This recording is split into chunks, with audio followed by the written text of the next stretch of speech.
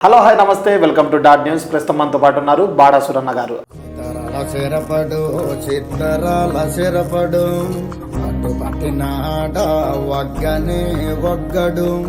ఆయన folk singer, మళ్ళీ చాలా సినిమాల్లో కూడా పాడారంట. ఆయన గురించి ఏంటి అనేది ఒకసారి మనతో పాటు అడిగి తెలుసుకుందాం. అన్న నమస్తే. అన్న నమస్తే సార్, ఎలా ఉన్నారు? బాగున్నారు. ఎప్పటి నుంచో అంటే బాడా సురన్న గారు అంటే ఆయన ఒక జానపద గీతం పాడేవారు. మాకు కూడా చిన్నప్పటి నుంచి మేము నాటకాల దగ్గరికి వెళ్ళినప్పుడు అలాంటి పాటలు వినేవాళ్ళం. కానీ మీరు కొన్ని సినిమాల్లో కూడా పాడారు, కొన్ని బయట ఫోక్ సాంగ్స్ కూడా పాడారు. ఫస్ట్ ఆఫ్ ఆల్ మీకు ఫోక్ సాంగ్స్ అనేవి ఎప్పుడు స్టార్ట్ చేశారు? ఇప్పుడు దాకా మీరు ఎన్ని సాంగ్స్ పాడారు? అసలు వంగపండు గురించి మనం చెప్పుకోవాలి ముందు. ఆయన మన ఆంధ్ర రాష్ట్రంలో వంగపండు తెలియనటువంటి వాళ్ళు ఎవరు లేరు. ఇప్పుడు వాళ్ళకి తెలియదేమో, అప్పుడు వాళ్ళు అందరికీ తెలుసు. ఓకే. ఆయన భూమి భాగవతం అని కిట్ రాశారు. ఆయన నాది శ్రీకాకుళం జిల్లా మందస మండలం, మా జన్మస్థానం బైరసారంగపురం. ఆయన భూమి భాగవతం గురించి ఒక కిట్ రాస్తే ఆ కిట్కి 12 మంది ఉంటే ఆ ప్రోగ్రామ్ అవుద్ది అనమాట. మా పక్క ఊర్లో జేఆర్పురం అంటే వీరగొండమ్మపురం. అప్పుడు బ్రిటిష్ వాళ్ళందరికీ ఒక లేడీసే ఎంటబెట్టి అప్పుడు కొడితే అప్పుడు రాజులు చంపేశారు ఆవిడికి. అదే ఊర్లో ఒక మధ్య భయాన్ అనేసి మా గురువు గారిగా వచ్చారు. ఆయన మీరు 12 మంది ఓకే అయితే నేను ఈ ప్రోగ్రామ్ అప్పుతానంటే, ముందైతే నాకు ఈ ప్రోగ్రాలు పాటలు అంటే కొద్దిగా మరి అవి పెద్దగా మన వంట పట్టే కావు, కొద్దిగా అనుమానం ఎక్కువ, చిగ్గుకి చేసేవాడిని కాను. ఆ గురువు గారు వచ్చి ఆ కిట్ మా ఊర్లో మాపితే 12 రోజులు రిహార్సల్ పెట్టాం. 13వ రోజు ప్రోగ్రాం చేస్తే సూపర్ హిట్ అయింది. ఓకే. అప్పటికి వరకే నేను ఆ ప్రోగ్రాంలో నాకు ఒక హీరోగా ఇచ్చారు. ఆ ప్రోగ్రాంలో సూరన్ అనే ఒక ఆయన ఉంటాడు, ఆయన హీరో. నాకు ఆ ప్రోగ్రాంలో హీరోగా ఇచ్చారు. ఆ రోజు నుండి నా పేరు బాడా సూరన్. మా ఇంటి పేరు బాడా, సూరన్ అని మారిపోయి వేరే పేరు ఒకటి ఉండేది. నా పేరు వెంకన్న, సూరన్ అని అన్నీ మారిపోయి. అక్కడ నుండి ఒక 3 సంవత్సరాలు నేను హీరోగా ఆ ప్రోగ్రాంలో చేస్తూ మా గురువుగారు ఈ పాడే పాట మీదకి నాకు అప్పుడు బాగా ఇంట్రెస్ట్ వెళ్ళిందనమాట. నాకైతే చదువు లేదు టిప్ప, కానీ పాడాలన్న ఆలోచన ఒకటి బాగా మైండ్లో అది డిస్టర్బెంట్ అయిపోయింది. నేను ఈ ప్రోగ్రాం ఆడుతుండు ఆ ప్రోగ్రాంలో సూరన్ అనేవాడికి 1 గంట సేపు జైల్లో పెట్టేస్తారు. అంటే ప్రోగ్రాంలో 1 గంట చూపించారు, అదొక 4-5 సంవత్సరాల మాట, 3-4 సంవత్సరాల మాట అనుకోండి. అంతసేపు మా గురువు గారి దగ్గరికి ముందుకు వెళ్ళిపోయేవాడిని. ఆ ప్రోగ్రాంలో 75 పాటలు మాటలు అన్నీ కలిపి నైట్ 9కి స్టార్ట్ చేస్తే తెల్లారి 5 వరకు చేయాలి. మాటలు పాటలు ఒక్క ఆయనే అనాలి, అక్కడ గురువు అన్నోడే. తర్వాత స్టేజ్ మీద అంతా యాక్టింగ్ చేసుకోవడమే మూగోళ్ళలాగా, అన్నీ ఒక్కలే అనాల. అలాంటి దాని మీదకి నాకు ఇంట్రెస్ట్ అటు వెళ్తే 3 సంవత్సరాల తర్వాత ఆ నాటకం మొత్తం పైన మైండ్లో సెట్ చేసుకున్నాను. అక్కడ నుండి ఇక్కడ పాటలు మొదలు పెట్టడం, పాటలు రాయడము, పాడడము ఇలాగ చేస్తూ ఇది ఇలా నడుస్తూ నడుస్తూ నడుస్తూ కొద్ది రోజుల టైం తర్వాతను ఎలాగో త్రివిక్రమ్ గారి దృష్టిలో పడ్డాం. అంటే అలా వైకుంఠపురం సినిమా తీసిన తర్వాత ఒక ఫోక్ సింగర్, ఒక బేస్ వాయిస్ కావాలి అనేసి బల్లా విజయ్ కుమార్ అనేసి మన ఆంధ్ర రాష్ట్రం మొత్తం చేశారు. ఆయన ఎంప్లాయర్గా చేశారు. ఆయన రాశారు పాట. ఆ పాటకే ఈ బేస్ వాయిస్ చెట్ అయితే పాడిద్దాం అన్నకాడ పాట ఆపేస్తే మనకి చూడండి చిన్ని కృష్ణ డైరెక్టర్ గారు తెలుసు, ఆయనతో ఫోన్ చేస్తే నేను అప్పుడు ఇక్కడికి వచ్చిన తర్వాత త్రివిక్రమ్ గురువు గారు ఈ పాట తమన్ గారి దగ్గరికి తీసుకెళ్ళి శ్రీకృష్ణ చేత పాడించినట్టు చేశారనమాట. నాకు చదువు లేదు, ఆయన ముందు పాడడం శ్రీకృష్ణ గారు, ఆయన పాడిందే నాకు చెప్పారు. ఆయన నేను ఎలా పాడితే నువ్వు అలా పాడి చూడన్నా. ఆయన ముందు పాడడం, నేను పాడడం, ఆయన తీసి నాకు ఉంచారు. మధ్యలో ఒక ఐ పిచ్ వాయిస్ ఒకటి ఉంటుంది, చిత్తరాల చీరపడు మీదకే, అది సాకేష్ గారితో తర్వాత పాడించారు.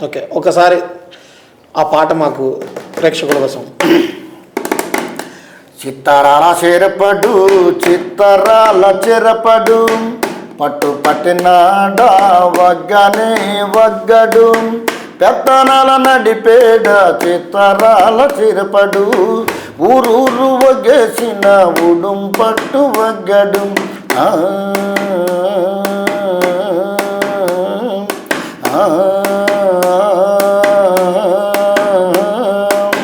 బొగతోడి ఆంబోతు రంకేసి కొమ్మబోతే బొగతోడి ఆంబోతు రంకేసి కొమ్మబోతే కొమ్ములోడ తీసి మరి పేపలు దినాడురో కొమ్ములోడదీసి మరి పేపలు దినాడురో జడలిప్పి మర్రి చెట్టు దెయ్యాల కొంపంటే జడలిప్పు మర్రి చెట్టు దెయ్యాల కొంపంటే దెయ్యముతు కయ్యానికి తొడగొట్టి దిగాడు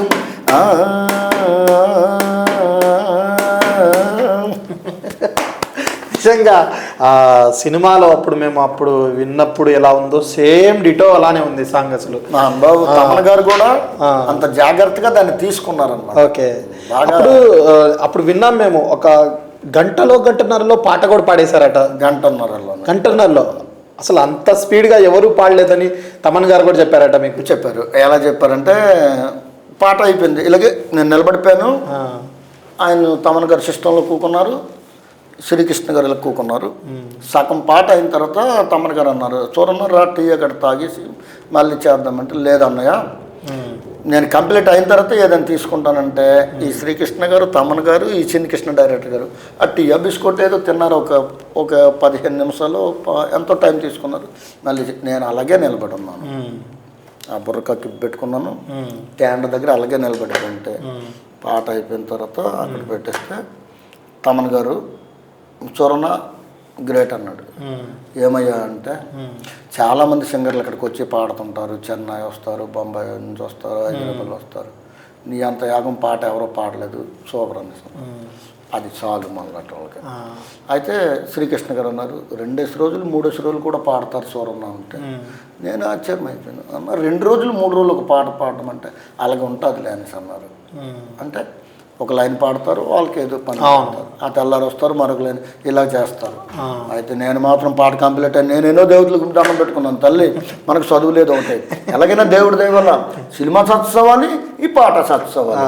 అసలు అంటే ఆయన పాడంగానే ఆ పాట పాడితే ఒక్క ఎమ్మటే అసలు ఎట్లా సెట్ అయింది అసలు? అంటే ఇప్పుడు కొంతమంది ఏమంటారు, ఆ పాట రాసుకున్న తర్వాత పాడి మళ్ళీ రేపు ఎల్లుండి 2 రోజులు 3 రోజులు ఇస్తారు, కానీ సింగిల్ టేక్లో ఒక గంటన్నరలో పాడారు.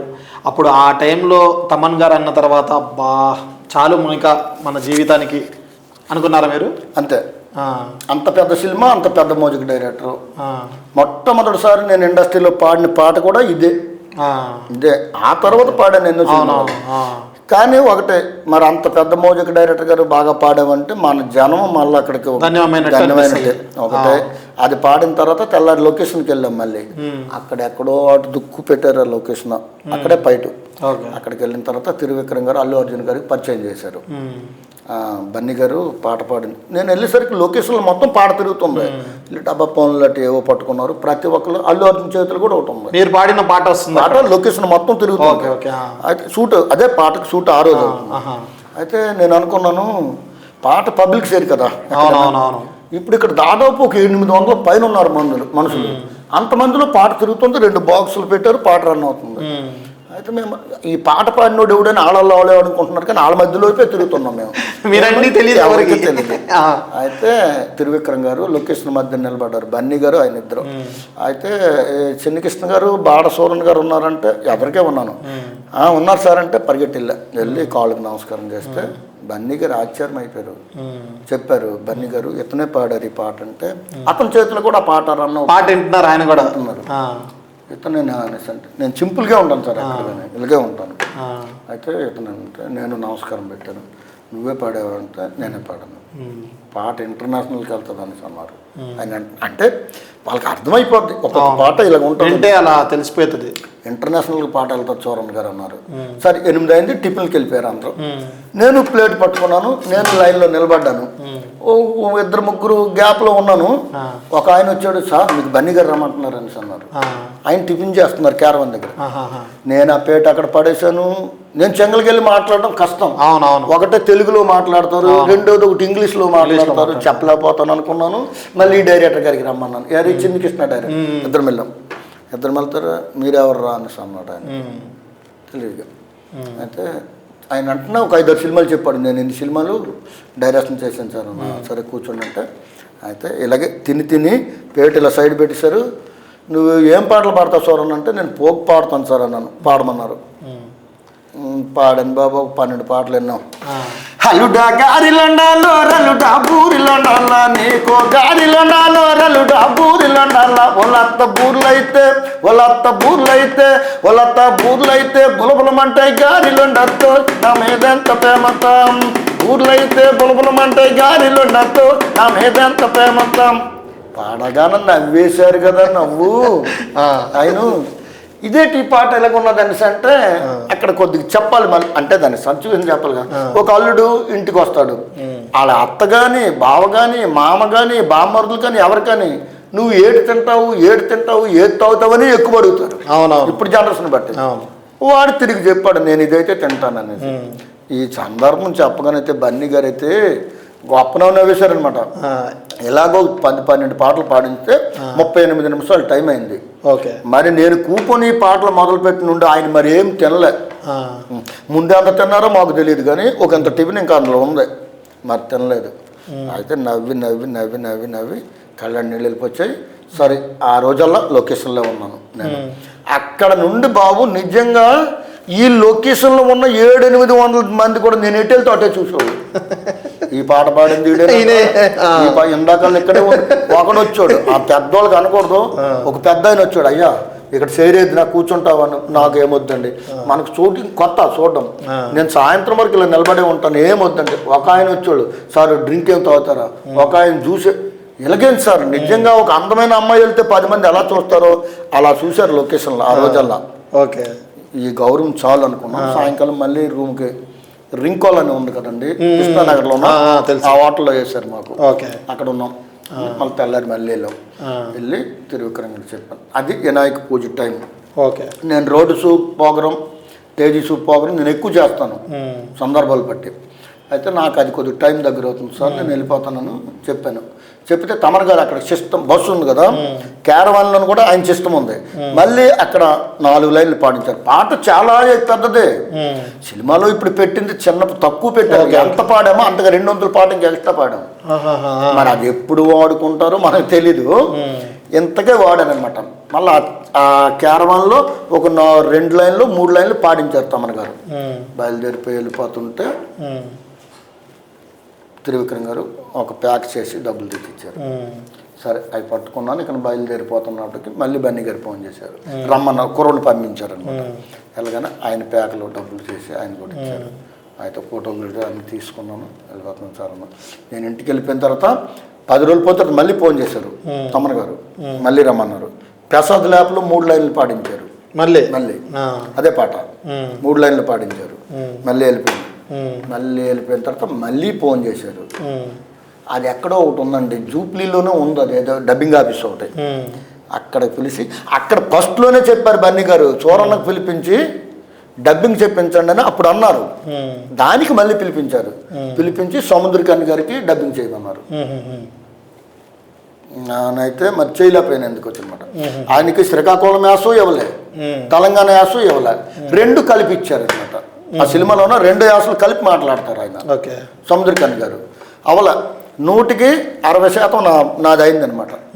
అయితే ఆయన ముఖం మీద చెప్పారు, సూరన్ గారు 100 మంది చేస్తారు డబ్బింగ్, ఎవరితో ఒకరిదే చెట్ట అవుద్ది, ఈ విషయంలో మీరు బాధపడొద్దండి, డబ్బింగ్ అయితే మీదంటే కొద్దిగా కష్టం అవదనిసారు. శ్రీకాకుళం వ్యాస అయితే మీది పడిపోనండి, ఇది 2 వ్యాసలు కలిపి అనాలి, కాకినాడ వ్యాస కూడా ఎంతో కొంత కలిసి ఉంది అందులో, మొత్తం కలిపి చేయాలి అనేసి అన్నారు.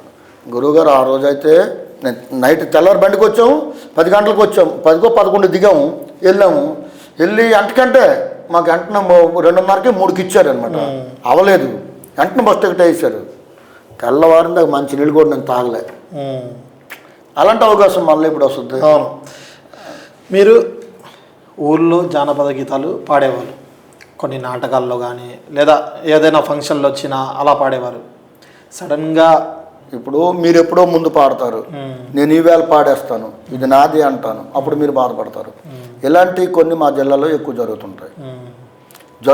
వీటి గురించి నాది లక్లీస్ గొలుసు పాట నేను ఎప్పుడో 40 సంవత్సరాల క్రితం రచించిన పాట అది రోడ్డు షోలో ప్రోగ్రాంలో పాడుకుంటూ వచ్చి ఇప్పుడు టేబుల్ రికార్డ్ పోయిన నుండి సీడీలు వచ్చాయి. సీడీలు దాదాపు మనకి 25 సంవత్సరాల దగ్గర అనుకుంటాను. నేను దాన్ని సీడీ చేసి 19 సంవత్సరాలు అయింది. ఓకే, ఒక 2 లైన్లు పాడండి ఆ పాట.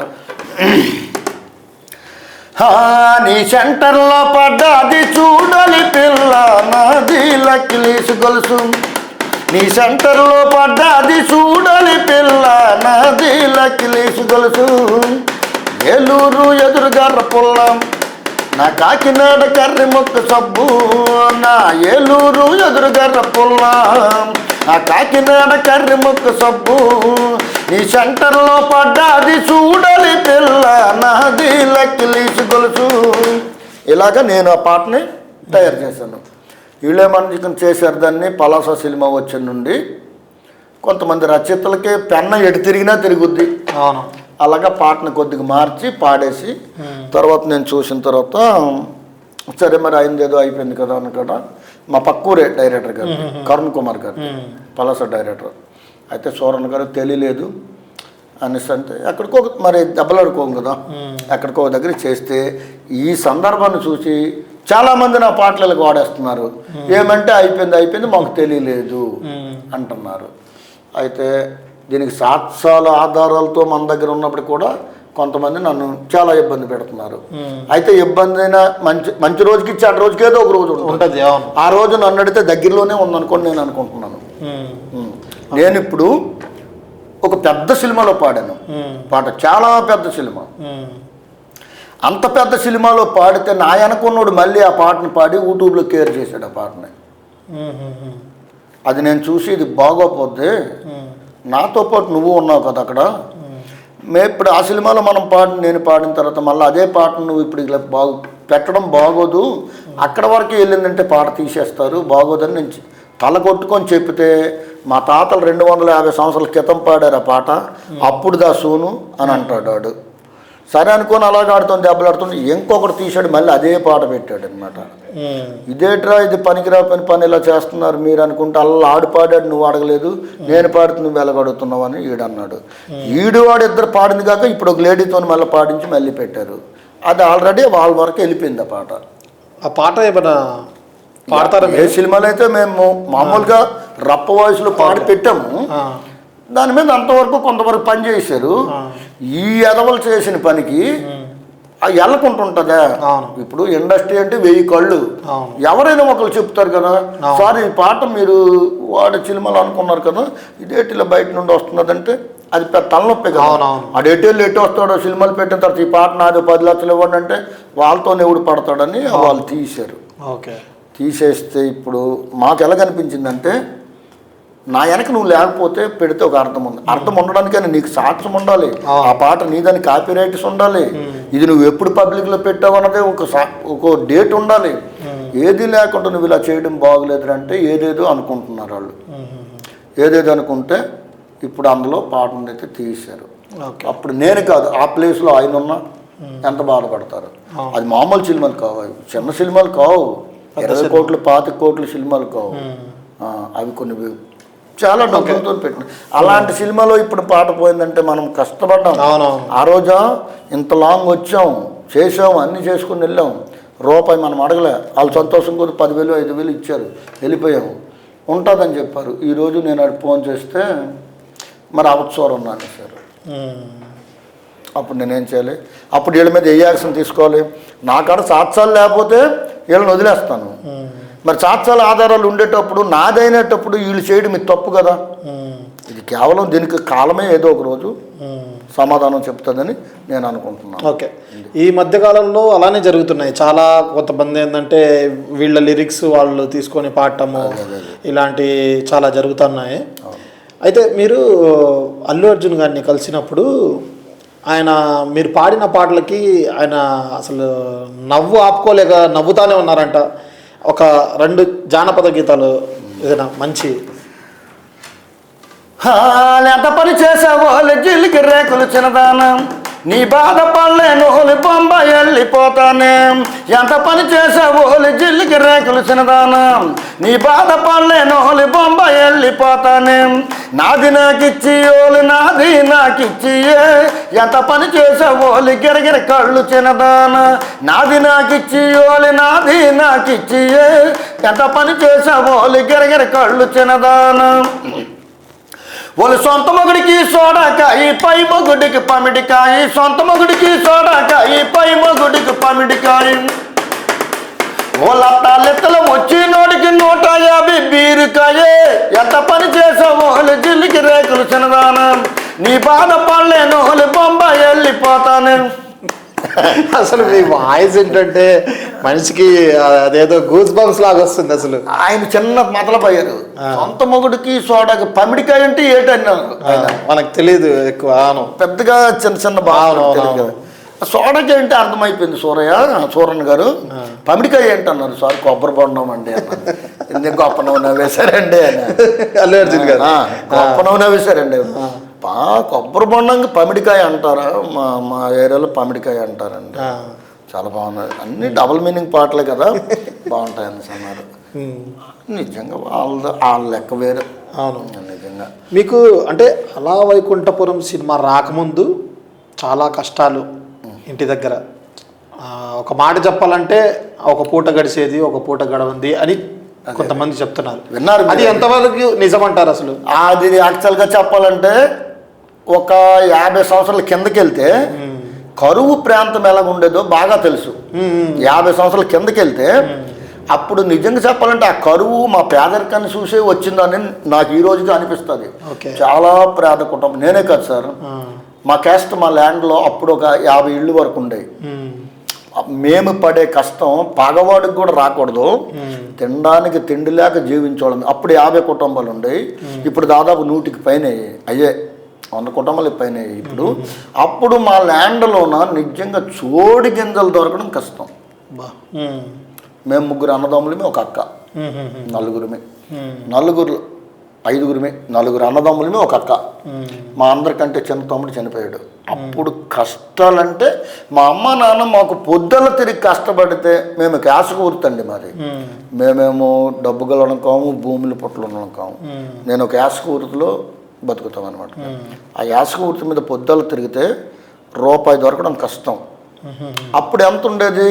2 పైసలు, రూపాయి, 3 పైసలు, 9 పైసలు, 5 పైసలు ఇవే ఉండేవి అనమాట డబ్బులు. అప్పుడు ఆ రోజుల్లో ఒక రోజల్లా తిరిగి సాయంకాలం మమ్మల్ని పెంచడానికి అనేక కష్టాలు పడేవాళ్ళు అప్పట్లో మా అమ్మ నాన్నగారు. అలాగ నాకు 16 సంవత్సరాలు 15 సంవత్సరాలు నాకు వయసు వచ్చినప్పటికీ తిండికి దొరికింది అప్పుడు తినడానికి. అది కూడా నైట్ పూట రైస్ తింటే తెల్లారి పూట అంబలే దొరికేది అనమాట అప్పుడు ఆ రోజుల్లో. నేను ఏ రోజైతే ఈ వంగపండు ప్రసాదరావు గారి దయ వల్ల ఈ ప్రోగ్రాం నేర్చుకున్నానో ఆ రోజు నుండి మా ఇంటికి కొద్దిగా తిండి దొరికింది. అలాగే ఇక ఈ ప్రోగ్రాలు ఆ పని ఈ పని చేసుకుంటూ ఇక ఏదో మా తల్లిదండ్రులకి ఇక మేము కోకుండా పెట్టి తిండి పెడతాం అన్నట్టుకల్లా దేవుడు తీసుకున్నాడు. అమ్మ నాన్న ఇద్దరు చనిపోయారు. మీరు అప్పుడు ప్రోగ్రాంలకు వెళ్ళి నేర్చుకున్నారు, జానపద గీతాలు పాడుతున్నారు. మీరు మొట్టమొదటిగా స్టేజ్ మీద పాడిన పాట, ఒక పాట స్టేజ్ మీద గురువుగారు పాడినవే కదా? అవును, అంటే మీ నోటితో విందాం. ఇక్కడ ఒక పాట ఒకటి ఉండేదండి, మా కష్టమాలంటిదే. ఆ ప్రోగ్రాంలోన అంటే ఆ నాటకానికి ఆ లేడీ పడిన కష్టం కూడా అలాంటిదే. అన్న ఏం బతుకులు మనవిరో రన్నల్లారా తమ్ముల్లారా యమలారా జంబురో అక్కల్లాలా చెల్లెల్లాలా వండ మనకి పొయ్యలేదు, వండ మనకి గూడు లేదు, కొండలొక్క మెతుకు లేదు, వస్తులేని రోజు లేదు, సిక్కుపడిన దారాలన ఎప్పడానికి వారమైతే ఎన్నో మగ్గాలు నేసిన మనయ కల తేరదన్న ఏం బతుకులు మనవిరో అన్నల్లారా తమ్ముల్లారా యమలారా జంబురో రక్కల్లారా చెల్లెల్లారా. అప్పట్లో పాటలు రాసేవాళ్ళు ఉంటారు కదండి, అది నిజ జీవితానికి కొంచెం కలెక్షన్ ఉండేటట్టు పాడతారనుకుంటా, రాసుకుంటారు. అంటే నిజ జీవితంలో ఏం జరుగుతున్నాయి ఏంటి అనేది. అప్పుడు వాళ్ళు పేదరికం ఎగరా భూమే ఉంది వాళ్ళకి. అంటే ఆ నాటకం ఆ ఎకరా భూమి భూస్వాములు తీసుకుంటున్నారు, అడిగితే కొడుతున్నారు వీళ్ళని, నరక వేతనం అనుభవిస్తున్నారు భార్యాభర్తలు సూరన్న మంగమ్మ ఇద్దరు. అప్పుడు ఈ పాటను ఎంటర్వ్యూ చేసుకున్నారు. ఎలా బతికినేవారు కదా, ఎలాగ బతకడం.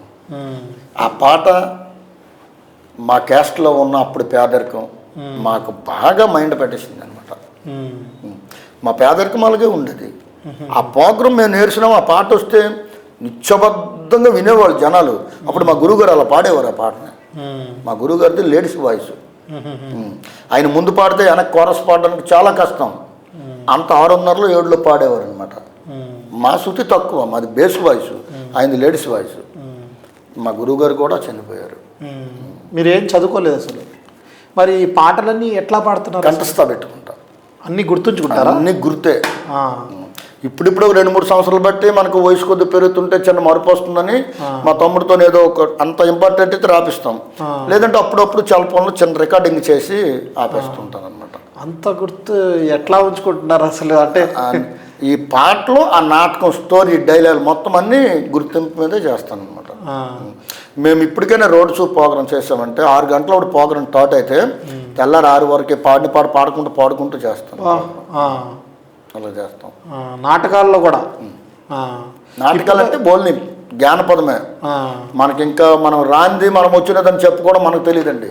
మనం చేయవలసిన పని అయితే పొద్దుపోయి 6 గంటలకు మైక్ పట్టుకున్నామంటే తెల్లారు 6 వరకే పాడుకుంటూ మొత్తం ప్రోగ్రాం మొత్తం చేసుకెళ్ళిపోతాను. ఇప్పుడు దాకా ఎన్ని పాటలు పాడారు మీరు? నేను 350 పక్క. 350 ఇంకా ఎక్స్ట్రా రాసుకొని అందులో కలుపుకోలేదు. ఇంకా ఎక్స్ట్రా అంటే తితిలితో పోను, కరుణ వచ్చింది. అప్పుడు శ్రీకాకుళం కలెక్టర్ గారు పాడించారు అప్పుడు నాకు 2 పాటలు. తర్వాత ఏంటంటే పైబెట్టిలో ఇంచుమించు 15-16 పాటలు ఉన్నాయి. ఇంకా అన్నీ కలిపి ఆడచేసి ఇప్పుడు అన్నాను కదా, పేదోడికి ఒక రోజు పెద్దోడికి ఒక రోజు వస్తుందని. ఇంత కష్టపడి సినిమాలో పాడిన పాటను కూడా ఇప్పుడు పాంగ్ కూడా ఇచ్చారు కదా మా జిల్లా వాళ్ళు. ఇవన్నిటికి ఒక రోజు వచ్చినప్పుడు ఇవన్నీ లిస్ట్ కూడా వస్తుంది అంతే. ఓకే, ఇన్ని పాటలు పాడారు మీరు. అంటే మళ్ళీ అవకాశాలు ఎందుకు రావట్లేదు అంటారు? అవకాశం రాకపోయినా గవర్నమెంట్ నన్ను గుర్తించిందండి. వంగపండు ప్రసాదరావు గారు చనిపోయారు కదా కరోనాలో. ఆయన చనిపోతే మొట్టమొదటిసారిగా ఆయన మొదట వర్ధంతికి ఒక 2 లక్షల రూపాయలు ప్రకటించారు. ఇది ఎవరికి ఇద్దామా, పేద కళాకారుడు ఎవడుంటే వాడికే ఇద్దామన్నారు. నేను బయటకు వచ్చింది ఆయన కిట్టు వల్లే. ఆయన చనిపోయిన మొట్టమొదట వర్ధంతికి 2 లక్షల రూపాయలు జగన్మోహన్ రెడ్డి గారు నాకే ఇచ్చారు. ఈయన పేద కళాకారుడు, ఈయన ఉండాలి. వాళ్ళ అమ్మాయి గారు కూడా, వాళ్ళ అల్లుడి గారు కూడా మొత్తం జిల్లా మొత్తం ఎంక్వైరీ చేస్తే ఇందులో పేద కళాకారుడు ఎవడంటే బాడసూరం అనేసి నా వరకు ఇచ్చారనమాట. వైజాగ్ కూడా పార్కులో ఇచ్చారు. అది అలా వైకుంఠపురం తర్వాత మీకు ఎన్ని సినిమాలు వచ్చినాయి? పాడాను. మిషన్ 2020. మిషన్ 2020. ఏం పాట? అల్లుడా గారిలొండాలో రల్లుడా బూరిలొండాల, అల్లుడా గారిలొండాలో రల్లుడా బూరిలొండాల, ఒలత్త బూర్లైతే బులబులమంటాయి గారిలొండతో నా మీదంత ప్రేమత, ఊర్లైతే బులబులమంటాయి గారిలొండతో నా మీదంత ప్రేమత. కర్ణం బాబోజు గారు డైరెక్టర్ గారు. ఆయన చకలక శంకర్ గారు మీ ఊరే అనుకుంటా కదా? శ్రీకాకుళం అయింది. ఆయన ఊరికి మా ఊరికి 100 కిలోమీటర్లు. కలిసారు ఆయన ఎప్పుడు? 2-3 సార్లు కలిసాము. చెప్పారా మా ఊరు ఒకటని? అయితే కలిసాము. దానికి మ్యూజిక్ డైరెక్టర్ గారు కూడా ఇక్కడే మన సెకిలే మ్యూజిక్ డైరెక్టర్, అది చేసాము. తర్వాత దర్జా అదే అనసూయ గారు ఉంటారు. దాంట్లో పాడారా? దాంట్లో కూడా ఏం పాట పాడారు దాంట్లో? అప్పప్ప సోడి పప్ప మాడిపోతుంది, నా పక్కనున్న రైలు బండి పారిపోతుంది. అప్పప్ప సోడి పప్ప మాడిపోతుంది, నా పక్కనున్న రైలు బండి పారిపోతుంది. పొయ్యి మీద ఎగ్గదోసి ఏగిపోతుంది, నా కళ్ళకున్న కళ్ళ జోడు జారిపోతుంది. అప్పప్ప సోడి పప్ప మాడిపోతుంది. బందర్లో అసలు పాట ఏంటంటే ఎలా అనిపిస్తుంది అంటే ఇదన్నీ జరిగిపోతున్నాయి, ఇవన్నీ ఎక్కడో జరుగుతున్నాయి అంటే ప్రతి దానికి ఒక అర్థం ఉంటుంది. ఇప్పుడున్న పాటలు అంటే అంత అర్థం ఉండవు, కానీ ఇలా ఈ పాట వింటుంటే అబ్బా ఏం అనిపిస్తుంది అని చెప్పి అనిపిస్తుంది. ఇది చూడండి, అప్పప్ప సోడిపప్ప మాడిపోతుంది, ఆ పక్కన రైలు బండి ఇది ఈ రొట్టి కాలడం లేదు, బండికి టైం అయిపోయి వెళ్ళిపోతుంది. ఈ పొయ్యి మీద ఎగ్గదోసి ఏగిపోతుంది, ఈ తొందరలో ఈ కాళ్ళజోడు జారిపోతుంది. ఇది మేమేం చేసుకున్న చిన్నపాటైనా దీనికి సంబంధించినట్టుగా ఇది జరిగేటట్టు ఉంటేనే దాన్ని రాస్తాం. లేదంటే అంత పొలిటికల్ రాస్తే రేపు పొద్దున్న ఎవరైనా బాగోదు కదా. జరగకపోయింది రాస్తే ఇది ఎక్కడ లేదు వీడు ఎలా పాడాడని. ఒక సినిమా అయినా సరే రచయితలో 1కి 100 సార్లు ఆలోచించి ఇది కరెక్ట్గా సరిపోతే కదా కొన్ని కోట్లు పెట్టి చేస్తున్నారు. వాళ్ళు కోట్లతో చేస్తారు, మనము ఆలోచించి చేస్తాం కాబట్టి పాట అయినా కరెక్ట్గా ఉంటేనే చేయగలుగుతాం, లేదంటే దాని జోలికి కూడా. ఇప్పుడేమైనా అవకాశాలు వచ్చినాయా మళ్ళీ? మొన్ననే ఒక రీసెంట్గా ఒక సినిమాలో పాడించారు ఆయన ఎవరో, జయమ్మ పంచాయతీ డైరెక్టర్ గారు ఉన్నారు. ఏం పాట? ఆ పాట పాడాము, ఇంకా రిలీజ్ అవ్వలేదు. Okay okay okay. అదే ఫస్ట్లో త్రివిక్రమ్ గారు ఇదే మాట చెప్పారు, సూరన్న ఈ సినిమా కాదు మీరు ఏ సినిమాలు పాడినప్పటికైనా సినిమా రిలీజ్ అయినంత వరకే పాట నువ్వు ఎక్కడ లీక్ చేసుకున్నా ఇబ్బంది వస్తుంది. ఇప్పుడు రంగస్థలం సినిమాలో ఆ గట్టుకొస్తావా నగన్న ఈ గట్టుకొస్తావా పాట, అది ముందు శివనాగులతో పాడించారు. ఆయన కూడా ఇలా రోడ్ షో కళాకారులు ఏదో చేసేవాడు అనమాట. ఆయన ఎక్కడ పడితే అక్కడే పాడేశాడు ఆ పాట. సినిమా రిలీజ్ కాలేదు, పాట కూడా ఇంక రిలీజ్ చేయలేదు వాళ్ళు. ఈయన స్టేజీల మీద ఎక్కి పలానా రంగస్థలం సినిమాలో నేను ఈ పాట పాడేశాను అని 4 దుక్కులు పాడేస్తే వాళ్ళ వరకు వచ్చింది, చూశారు. సినిమా 3 రోజులు ఉంది రిలీజ్కి, ఆయన వాయిస్ తీసి రాహుల్ చేత పాడింది, అక్కడ బేక్ అయిపోయాడు అతను. అదే చెప్పారు త్రివిక్రమ్ గారు నాకు, నువ్వు ఎక్కడ పాడుకున్నా ఏ సినిమాలో కాదు ఏదైనా సరే అది బయట రిలీజ్ అయినంత వరకు నువ్వు ఎవరితో మాత్రం ఆ పాటను ఎక్కడ లీక్ చేసుకోవద్దు చెప్పేశారు. ఇప్పుడు అదే ఫోక్ సాంగ్స్ అంటే ఇప్పుడు ఎక్కువగా రీసెంట్గా మీకు తెలిసే ఉంటుంది, రాను బొంబాయికి రా అని చెప్పి ఓ పాట వచ్చింది. తర్వాత మళ్ళీ మీ ఊరు ఆయన పేరేంటి, రాము ఆయన పేరేదో ఉంది, పల్సర్ సాంగ్ పాడారు, రమణ విజయనగరం. ఆయన కూడా ఇప్పుడు మంచి హైలైట్ అయింది పల్సర్ సాంగ్తో. మరి ఎందుకు మీరు అలా యూట్యూబ్లో మంచి ఫోక్ సాంగ్స్ చేయొచ్చు కదా? నేను ఒక విషయం చెప్పనా సార్, వాళ్ళు కష్టపడతారు, వాళ్ళ మీద వచ్చిన రూపాయి వాళ్ళకే అంకితం చేసుకుంటారు. ఓకే, రమణ గారు ఆయనదే చేయను, ఆయనే ఆర్కిస్తా, ఆయనే పెట్టుకుంటారు. హిట్ అయితే 10 లక్షలు వస్తాయేమో, ఫ్లాప్ అయితే 4 లక్షలు 3 లక్షలు పోతాయేమో, ఆయన వరకే ఉంటుంది అది. నేను అలా కాదు, నేను చేసి ఒకరికి ఇచ్చేస్తాను, మీరు పెట్టుకోండి, 10 రూపాయలు వస్తే తీసుకోండి, 20 రూపాయలు తగిలితే పెట్టుకోండి, నేను పని చేసినంత వరకే. అలాగని కానీ నా పని మీద నాకే డబ్బులు రావాలంటే వీళ్ళందరికంటే ముందు చాన పెట్టవలసింది నేనే. ఈ రోజు వరకు కూడా నేను చాన పెట్టుకోను, నాకు అక్కర్లేదు. నాకు వైజాగ్లో శ్రీమాత వాళ్ళు ఉన్నారు, వాళ్ళకి దాదాపు 10 లక్షల వరకే సబ్స్క్రైబర్లు ఉంటాయి వాళ్ళకి. నేను ఏ పాట అయినా వాళ్ళ దగ్గరే పాడతాను, వాళ్ళ ఛానల్ పెట్టుకుంటారు. నేను వాళ్ళు డబ్బులు అంటే ఎంతో కొంత ఇస్తారులేండి, అక్కడితో నేను సరిపించుకొని వెళ్ళిపోతాను. పాట హిట్ అయిందో ఫ్లాప్ అయిందో బాగా చేసుకోవాలన్న ఆలోచన వాళ్ళకి కూడా ఉంటుంది. బాగా చేస్తే కదా మనకి 4 డబ్బులు వస్తాయని అనుకుంటారు. ఈ రోజు వరకే నేను ఛానల్ పెట్టుకోను, నేను అంతవరకు ఏళ్ళలాగా ఎక్కడికో వెళ్ళిపోవాలని నేను అనుకోను. అవకాశం వస్తే మన వరకు పని మనమే చేద్దాము. అలాగనుకొని 25-10 దప్పాలు అక్కడికి వెళ్ళడం, ఈయనకడికి వెళ్ళడం, నువ్వు 100 దప్పాలు వెళ్ళినా అక్కడికి ఆ సిచ్యువేషన్ అక్కడ లేకపోతే మనం 100 దప్పాలే కలిసినా అది అవ్వదు. మన వంక సిచ్యువేషన్ అక్కడ ఉన్నదంటే మనం రానన్నా కూడా రమ్మంటారు. ఇండస్ట్రీలో ఒక పాట అనుకోండి, మీ స్టూడియో చేయాలనుకుంటే అది మీ స్టూడియోలోనే చేస్తారు. వేరే స్టూడియోలో వెళ్ళి మాకు ఇవ్వండి సార్ అన్న వాళ్ళు ఎవరు కూడాను. పాట కూడా అంతే, మీ వాయిస్ కావాలనుకుంటే తప్పనిసరిగా మీరు మీకే వాళ్ళు రమ్మంటారు. సార్ నాకు ఇచ్చేయండి నేను చేస్తానంటే నీ వాయిస్ అక్కడ సంబంధం లేనప్పుడు నువ్వు 100 దప్పాలు వెళ్ళినా అవ్వదు. ఇది నాకు బాగా తెలుసు. ఇప్పుడు సినిమా మనకి అలా వైకుంఠపురం వచ్చి 5 సంవత్సరాలు డేటింది అనుకుంటాను. ఇప్పుడు వరకు నేను 100 సార్లు హైదరాబాద్లో చూశాను. నేను అవి చాలామందిని కలిశాను. అవకాశం వచ్చినట్టు పిలుస్తామన్నారు. అంటే దీని అర్థం ఏంటి, ఇలాంటి వాయిస్ అక్కడ ఆ సినిమాలో పడాలన్నప్పుడే నిన్ను పిలుస్తారు. మరి ఆ వాయిస్ లేనప్పుడు నువ్వు 100 దప్పాలు వెళ్ళి వేస్తే కానీ అది పిల్లరు. నాకు బాగా అర్థమైపోయింది అది. అందుకే ఇప్పుడు ఒకటి చెప్తాను మీకు, జానపద గీతాలు అంటే నేను తిరునాళ్ళలో ఎక్కడో వింటాను, డ్రామా వేసి దాంట్లో కొంతమంది పాడుతూనే ఉంటారు. అది రాత్రి 9 నుంచి స్టార్ట్ చేసి ఉదయం 4 దాకా పాడుతూ ఉంటారు.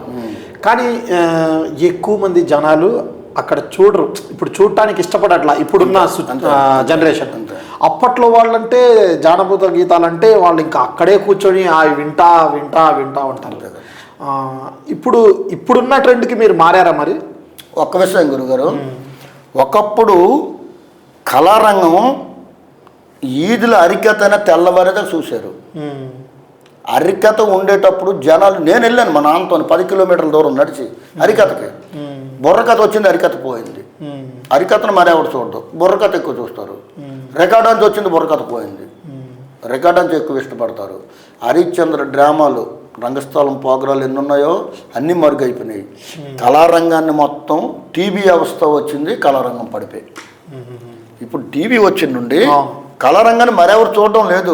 24 గంటలు ఇంట్లో ఉంటారు సీరియల్ వేసుకొని. సీరియల్ మించింది మరి లేదు. ఎక్కడో ప్రోగ్రాం పెడితే గంట అరగంట సేపు చూస్తారు, వెళ్ళిపోతున్నారు జనాలు, మరి ఉండరు. అదే రికార్డ్ నుంచి అయితే 3-4 గంటల సేపు జనాలు అలాగుంటారు అక్కడ. ఓకే, నీకు హరిశ్చంద్ర, రామాంజలం, మన ఆంధ్రాలో మన తెలుగు ప్రోగ్రాలు ఏముంటాయి? ఇవే కదా. ఏ ప్రోగ్రాన్ని చూడరు. ఎంతో మంచి బుర్రకథ పెట్టినా కూడా గంట సేపు చూసి జనాలు వెళ్ళిపోతుంటారు. రికార్డ్ నుంచి అయితే కొట్టుకు చేస్తున్నారు జనాలు. ఇంకా కళారంగం ఎక్కడ ఉంటుంది చెప్పండి? నేనే కాదు, ఎంత పెద్ద సింగర్ వచ్చి అక్కడ పాడినా రికార్డ్. ఇప్పుడు ఒక ఈవెంట్, ఒక రికార్డ్ అంచుకి అంత యాలువే అయితే ఇప్పుడు మన 2 రాష్ట్రాలలో ఇస్తున్నారో ఒక ఈవెంట్కి అంత రెస్పాన్స్ ఇస్తున్నారు అనమాట. అంతేగాని నువ్వు నోరుతోని పాడిన పాటలు కానీ మొగ్గలు వేసుకొని ఏది చేసినా జనాలకి ఎక్కడం లేదు. అమ్మాయి స్టేజ్ మీద నిలబడితే అబ్బాయిలు నిలబడి చూస్తారు, అంతే తప్పించి కళారంగం మరి లేదు ఇప్పుడు. ఇది వాస్తవం, మాకు జరుగుతుంది, మేము చూస్తున్నాం. అది అప్పట్లో మీరు పాటలు చాలా పాడినారు కదా, పాడేటప్పుడు ఒక పాట ఉంటుంది, అబ్బా ఎన్నిసార్లు విన్నా మీ వాళ్ళు వచ్చి అసలు ఆ పాట పాడు, ఒకసారి ఆ పాట పాడు అని, ఏదైనా బాగా అందరూ మిమ్మల్ని అడిగిన పాట ఎన్నిసార్లు విన్నా ఇంకా వినాలనిపిస్తుంది అని చెప్పి అడుగుతారు కదా కొంతమంది? ఇదే ఈ అల్లుడా గారిలో ఉండాలి, ఎన్నోసార్లు పాడించారన్నమాట. ఒకసారి పాడినా మళ్ళీ పాడమని అంత చుచ్చుపిస్తానని పాట ఇది. ఓకే, తర్వాత ఇది ఇప్పుడు మన లక్లీస్ గొలుసు, ఇలాంటి పెద్ద పెద్ద పాటలు. ఇందులో మా ఏరియాలో ఒక గరిబిడి లక్ష్మి అని ఒక ఆవిడ ఉండేది. బుర్రకథ చాలా టేజీలాడింది బాగా. కాకపోతే ఆ తల్లి ఇప్పుడు కొద్దిగా ఓల్డ్ అయింది. ఆవిడ మీద ఒక సినిమా కూడా తీస్తున్నారు. ఆవిడ పాటను తెచ్చింది, అంటే అది తెచ్చిందో ముందు నుండి ఉన్నదో నాకు తెలియదు, కానీ ఆవిడ గొంతుతో నేను అన్నాను, నా ఊహ వచ్చిందండి. నల్ల జీలకర్ర మొగ్గ, నల్ల జీలకర్ర మొగ్గ, నల్ల జీలకర్ర మొగ్గ, నల్ల జీలకర్ర మొగ్గ, పావులు కావాలి, పావుల పువ్వులు కావాలి, పావులు కావాలి, పావుల పువ్వులు కావాలి, నా పలవరసం, నా పలవరసం, నా పలవరస చక్కగుంటే పాపలెందుకో, పావుల పువ్వులెందుకో, నా పలవరస చక్కగుంటే పాపలెందుకో, పావుల పువ్వులెందుకో, నన్నల జీలకర్ర మొగ్గ, నన్నల జీలకర్ర మొగ్గ, రూపాయి కావాలి, రూపాయి చిల్లర కావాలి, రూపాయి కావాలి, రూపాయి చిల్లర కావాలి, నా రూపురేఖలు, నా రూపురేఖలు, నా రూపురేఖలు చక్కగుంటే రూపాయి ఎందుకో, రూపాయి చిల్లర ఎందుకో, నలజలకర మొగ్గ, నా నలజలకర మొగ్గ, నా మీద నీకు మోజులేదే నలజలకర మొగ్గ, నా మీద నీకు మోజులేదే నలజలకర మొగ్గ. ఇలా ఉంటాయి. ఏ పాట అయినా పాడతారు, మనకి తెలిసిందే చేస్తాం. తెలియని పాట అంటే మనం ఓకే, కొత్త సాంగ్స్ కాకుండా జానపద గీతాలు కానీ ఇలాంటి ఏదైనా పాటలు పాడతారు. ఓకే, మరి మీరు చదువు అనేది అసలు ఏం చదువుకోలేదు అస్సలు, ఎందుకు? అంటే మీ నాన్న వాళ్ళు పేదరికం, పేదరికం, 10 రూపాయలు ఇచ్చి పలక్కొని ఆ రోజుల్లో కూలికి పంపించినంత స్తోమత లేదండి. ఇందాక చెప్పాను కదా, ఆ పేదరికం మా క్యాస్ట్ని చూసే వచ్చింది అనుకుంటున్నానని. 10 రూపాయలు 30 ఇచ్చి ఆ పలక కొని కూలికి పంపించినంత లేదు అప్పట్లో అంత కరువు. ఇప్పుడెప్పుడైనా అనిపించిందా నేను కొంచెమైనా చదువుకుంటే బాగని ఇప్పుడు అనిపిస్తుంది. కానీ ఒకటి అక్షరకాంతి అనేసి అప్పుడు కొంతమంది అధికారులు, ముఖ్యమంత్రులు వచ్చి పెట్టారు. దాంట్లో చదువుకున్న వాళ్ళు కూడా కొద్దిగా డెవలప్మెంట్ అయిపోయారు. కానీ నేను మరి చదువు ఎక్కడి వరకు కాగునంతర వరకు వెళ్ళేవాడిని. అవి అలాగని అన్నీ చూస్తాడికి ఇసుకలాగా వచ్చేది, అక్కడికే వదిలేశాను. అలా 2 సార్లు ఒకసారి కాగుణంతరం వరకు వెళ్ళాను, ఒకసారి శాగుణంతరం వరకు వెళ్ళాను. అక్కడతో మరి అవలే నాకు ఇంట్రెస్ట్ ఈ పాట మీద వెళ్ళిపోయి చదువు మీద మరి తీసుకోలేకపోయాను. అక్కడికి ఆగి. మీకు డబ్బులు ఇచ్చారా అప్పట్లో? అందరూ బియ్యం అవి ఇస్తారట అప్పుడు, ఎక్కడైనా స్టేజ్ ప్రోగ్రామ్కి వెళ్ళి ఇది చేస్తే అప్పుడు అప్పట్లో ఎక్కువగా డబ్బులు ఇచ్చేవాళ్ళు కాదంట కదా. ప్రోగ్రామ్ బుకింగ్లో వెళ్ళేవాళ్ళం మేము. ఇప్పుడు మా ప్రోగ్రామ్ మా ఊర్లో మేము ఇప్పుడు చెప్పాను కదా, వంగపండు ప్రసాదరావు గారు నేర్పిన కిట్ అనేసి, ఈ ప్రోగ్రామ్ బుకింగ్లో అప్పుడు ఎంత మేము 1000 రూపాయలకి 1200కి 1500కి ఇలాగే వెళ్ళేవాళ్ళం మేము ప్రోగ్రామ్కి. వెళ్ళడమో ఖర్చు అయింది అయ్యేది, ఉన్నది ఉంచితే ఉంచేవాళ్ళమే, లేదంటే అంతమంది వెళ్ళేవాళ్ళమో, అందులో మనిషికి ఒక 25, 30, 20 వస్తే చేసుకుంటారు. అది డబ్బులు ఓన్లీ మాట్లాడుకుంటూ ఆ ప్రోగ్రామ్ చేసేవాళ్ళం. ఫ్రీగా వెళ్ళిపోయి ప్రోగ్రామ్ చేసి తర్వాత వాళ్ళు ఎంత ఇస్తారో ఎంత తెస్తామని అనేది అది కాదనమాట. ఇంకో ఇప్పుడు సింగిల్గా ఎలాగెళ్తారంటే, ఎక్కడ ఒక ఈవెంట్ అయింది అనుకోండి, ఒక సెలబ్రిటీ ఎవరో ఉన్నారు అనుకోండి, పిలిస్తే ఇప్పుడు వాళ్ళకు కూడా ఇప్పుడు ఫుల్ డిమాండ్ కదా. అవునవును. ఇప్పుడు ఆల్రెడీ హైదరాబాద్లో జబర్దస్త్ శ్రీదేవి డ్రామా కంపెనీ చేస్తున్నారు. ఇక్కడ రెమ్యునరేషన్ ఎంత ఉన్నదో చాలా మందికి తెలుసు. అంటే మన వరకు తెలియపోయినా ఇక్కడ తెలిసిన వాళ్ళకి తెలుసు. ఒక జబర్దస్త్ కిట్ చేస్తే ఎంత ఇస్తారో, కిట్లో ఎంతమంది ఉంటారో, ఎంత పంచుకుంటారో అన్నారు. అదే జబర్దస్త్ జలపరెడ్డికి మా ఏరియాకి పిలుస్తాం అనమాట ఈవెంట్ల మధ్యకి. ఒక ఈవెంట్లో ఈయన ఉండాలంటే ఎంత ఇస్తామో మాకు తెలుసు అనమాట వాళ్ళకి. ఇక్కడ నుండి ప్లేట్ టికెటే వాళ్ళు వేసుకుంటారు, వైజాగ్ నుండి కారు పెడతాం మేము. కారు పెట్టి వాళ్ళ రెస్టారెంట్లో వాళ్ళకి భోజనం చేస్తే ఆ బిల్లు కలిపి కారుని కలిపి తిరిగి మళ్ళీ వైజాగ్ వరకు మేము అప్పు చెప్తాం. ఒక మనిషికి ఎంత ఇస్తామో అది మాకు తెలుసు అనమాట. అక్కడ ఫైనల్గా మీరు ఇప్పుడు తెలుగు హీరోలు ఉన్నారు, ఏ హీరోకి నేను ఒక్కసారైనా సాంగ్ పాడాలి అని ఉంది మీకు అనిపిస్తుంది కదా? అదృష్టం కలిసి వస్తే ఏదో పెద్దోళ్ళకే చేద్దామని అనుకుంటున్నాను. సిచ్యువేషన్కి సరి దొరకడం లేదు. ఒకటే, నేను వారం లోపలైనా చేయగలను, కానీ ఆ మనిషిని కలిసి ఒక మాట చెప్పి చేద్దాం అనుకుంటున్నాను. ఆ మనిషిని మాత్రం కలవనించడానికి ప్లాన్ అవ్వదు. పేరు చెప్పొద్దులేండి సార్, దయచేసి పేరు చెప్పను. నేను అనుకున్న మనిషి ఎవరి దూరంగానే, మీ దూరంగా అయినా సరే, ఒక్కసారి ఆ మనిషిని నేను కలిసి, సార్ మీ గురించి నేను ఈ పాట చేస్తాను సార్ అని ఒక మాట చెప్పేస్తే, ఈరోజు ఎంత అనుకున్నాను నేను, ఆయన కలిసి చేయడానికి ఎంతవరకైనా నేను చేయడానికి నేను సిద్ధంగా ఉంటాను అనమాట. కానీ అది ఏ మంచి మహానుభావుడు వల్ల నాకు ఆయన పరిచయం అవుతాడు అన్నదే దైవదానం. ఇది ఓకే. ఫైనల్గా మీరు తెలుగు ప్రేక్షకులకి ఏమైనా చెప్పాలనుకుంటున్నారా మీ తరపు నుంచి? అందరికీ నమస్కారం అండి. ఎవరైనా జానపద కళాకారుల రూపంగా మనం కళను బతికించాలనుకుంటే నీ వరకు నువ్వు కష్టపడి ప్రజల్లోనికి రండి.